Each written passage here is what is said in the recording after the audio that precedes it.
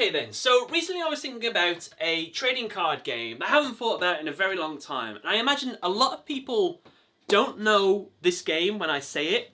The Eye of Judgment.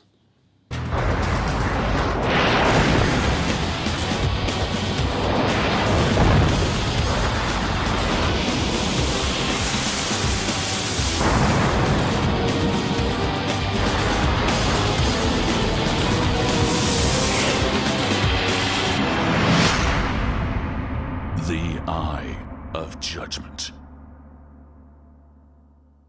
Long ago, there was a video game console called a PlayStation 3. On the PlayStation, there was an accessory called a PlayStation Eye, and the PlayStation Eye was just like a Kinect, it was just like a webcam. However, what happened was, a game came out called The Eye of Judgment, which changed everything. The Eye of Judgment lets you see everything you only imagined before. Now, as I'm sure most of you know, I'm a big trading card game fan. I have been a Yu-Gi-Oh fan for a very long time. I love Yu-Gi-Oh! One thing that Yu-Gi-Oh has never taken advantage of, though, is augmented reality kind of thing like they do in the show. In the anime, basically, when you have your dual disc, you summon a monster, and it becomes physically tangible in the real world. You can see your monster, you can see it in all its glory. The beauty of Yu-Gi-Oh artworks is those monsters look epic. Unfortunately, we've never been able to sort of experience that. There's some VR games coming out, nothing too official though. When that sort of goes in the right route, then that's going to be a huge plus, and I can't wait to experience that. And you might have seen it at a few tournaments as well. They do some special events with like the voice actors and stuff, where they'll play the monsters and they'll have like a little animation thing that'll play over it and stuff, just like they do in the show. And that's in the right direction. However, I'm going to argue that the future of Yu-Gi-Oh already happened, and that was in the game, The Eye of Judgment. So basically in The Eye of Judgment, what happens is, when you buy this game, you get a few different things. First of all, you get a disc so you can play the game. Pretty standard stuff. But then they also give you a field, the PlayStation Eye, a stand for the PlayStation Eye, as well as some cards. And what's unique about all these things is once you put them together, you get what Yu-Gi-Oh could have been. So then, let's take one of the Eye of Judgment cards. So, on an Eye of Judgment card, we have different values like attack, defense, health. What's most important is this code that we have across here, because each monster has its own unique code. And what happens is, once you've got your field all set up, you've got your camera pointing down at your field, when you summon a monster to the field, the eye will scan the card, the Eye of Judgment if you will, and summon the monster physically to the field. So it gives the cards kind of this like magical aspect to them. And there's a special feature that you can do in one of the little side mission things where you can place the cards on the field and it will summon them, and you can put your hand in, you can interact with the monster. And I think if you poke them, they'll like try and attack you and get you off them. Now keep in mind that the Eye of Judgment game came out in 2007. That's a very long time ago. And Yu-Gi-Oh has never really attempted anything like this for the mass public. They've never tried to make a Xbox or PlayStation version of this that takes advantage of the Kinect or a webcam or anything like that, so you can play your cards online physically, which is kind of a shame really, because there is a future in that. I will admit there's a lot of hurdles to this. I'm not going to excuse that fact. For example, the Xbox nowadays, remember when it used to have a Kinect? That would have been prime time to use it, but now don't need the Kinect, no one's going to use it. And one of the biggest, hugest disadvantages to these cards is actually the codes themselves. They would need a much better version of this because they're very easily faked. So yeah, let's talk about the Eye of Judgment for a bit, shall we? So the original game came out on October 2007. Then we had a second set released in 2008, with a third set being released in October of 2008. And then eventually we had a PSP spin-off known as the Eye of Judgment Legends in 2010. And it wasn't until September 2010 that the online feature of the game had ended. Now, given the Eye of Judgment cards comparisons to Yu-Gi-Oh, I'd say they're probably a little bit more like Magic the Gathering,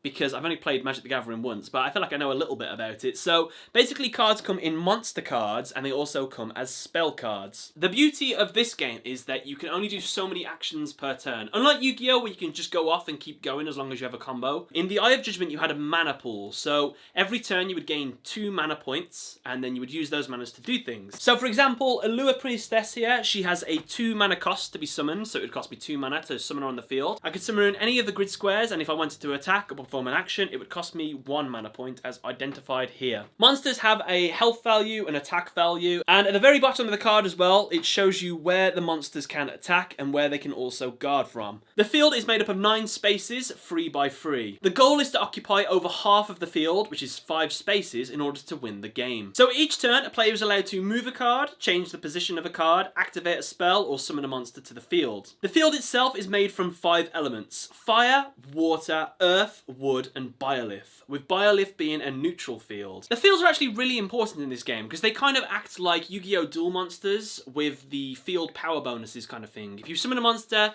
that is of the same attribute, it will have a field power bonus and will gain 2 health points. Whereas if you summon a monster with the opposite element, it will actually have a detrimental effect and instead will take 2 damage when it's summoned to the field, which if you have a monster with say 2 health, it'll just die straight away. The field grids also have a second element underneath them, so if a field zone is flipped upside down, you'll get a new element instead. This game is actually the first time I played a game where the term mulligan was used. Mulligans was where if you really didn't like your starting hand, you could just take your starting hand, shuffle it into the deck, and redraw a brand new one, which I think is quite good and quite bad at the same time. It stops you from getting brick hands, but it also always stops you from getting brick hands. So, I don't know, maybe it's good. I mean, if your opponent's doing it as well, that's fine. Now, whenever you wanted to use actions in the game, it would cost mana. Summons, spells, attacks, and rotating a monster would always cost you mana. If you were able to kill a creature, it would go to not the graveyard, because I guess the graveyard is a little bit similar to other trading card games. When you destroy a monster or you use a spell card, it's called being trashed. You send your card to the trash.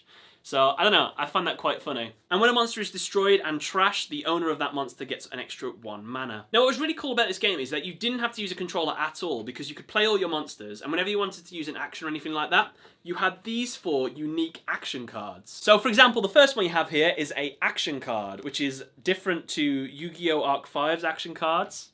So, the card states, what does this card do? Specifies target of action, attack, or spell. How to use, place the card on top of the target creature or field. So, for example, you have a monster summoned to the field, you place this on top of it, that monster's action, attack, or ability will be used. So the next card we have is a status card. Basically, checks a creature's status. To check overall status, offer this card to the eye. To check the individual status, place this card on top of a target creature. Then we also have a cancel card. Whoops, I didn't mean to do that. If you're quick enough, you can quickly cancel the action, so it's stopped. And lastly, we have a turn end card. Finish your turn, activate this, all of your actions are done. So these 4 cards act as the 4 main actions of the games that you can do, which is really, really, really simple when you think about it, which I think is really good. So now we know a little bit more about the Eye of Judgment game, we can start comparing it to Yu-Gi-Oh! Now, and if we started using Yu-Gi-Oh! Like Eye of Judgment, how possible and plausible will it be? Well, the first big question is, won't everybody cheat? And the answer is yes, everybody will cheat, because if you put your deck down like this, you draw your card, oh that's a bit crap, and just try and slide some out so the person doesn't notice, or just take cards from another pile, off screen, they'll never expect it, and everyone's going to cheat. So, how does Eye of Judgment combat this in online play? Well, the beauty of the Eye of Judgment is you scan all of your deck into the game, and that's all put in a pre-constructed deck. So, when you play someone online, you use a digital deck that shuffles your deck for you and draws the cards for you. So what it'll say is, you have just drawn Flame Ascetic. So you've got to find your Flame Ascetic from your deck, and that is your card that you've just drew. It'll also tell you your starting hands, so you know what starting card you go with. So there's no way of cheating in that respect, which is good. But the question becomes, getting the cards. Is there any way to subvert the system of getting a card to cheat at that?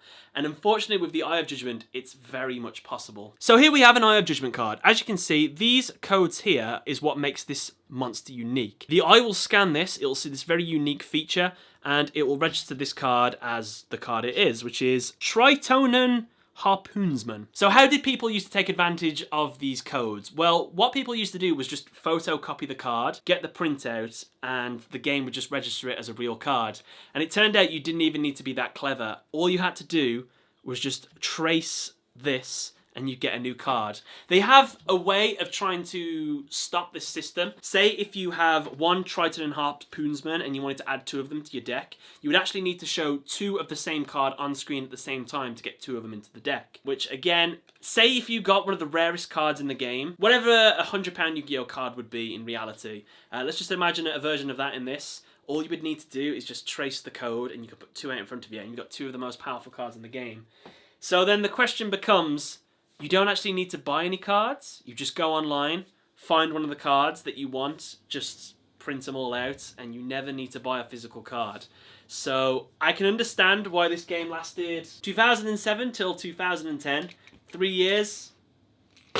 People probably weren't buying the cards. So that is the biggest challenge for Yu-Gi-Oh! How can they do something with these cards to stop people from duplicating them so that you can play online in a physical space? Unfortunately, I don't have the answer for that one. Maybe some of you guys have some ideas, but I don't know. I don't really know how they do it. Judgement got so many things right.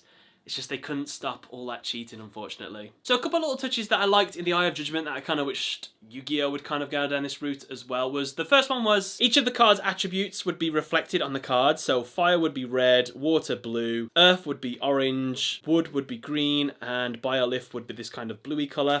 As well, we'd also have the spell cards, which come in a kind of purpley colour. Another thing I quite like was the simplicity of the rarities. Ultra rare cards would be identified by this gold star up here. If it wasn't as rare, it'd be identified by a silver one instead. And there was also black and white. I think white was common and black was uncommon, or maybe swap them 2 around. But there was also a special set of cards in the game as well that I only just recently learnt about, called Phantom cards. Phantom cards actually had no information on them at all, so the only way to know what the card did was by going into the game and using it, which I find that really interesting. Imagine pulling a brand new card.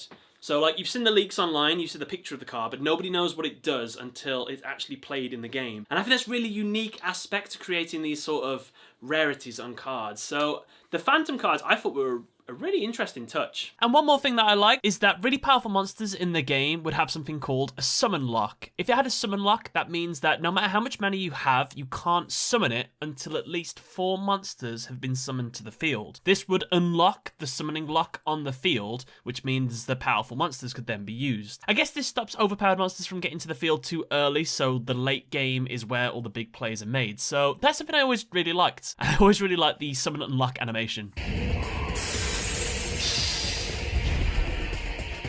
Unlock.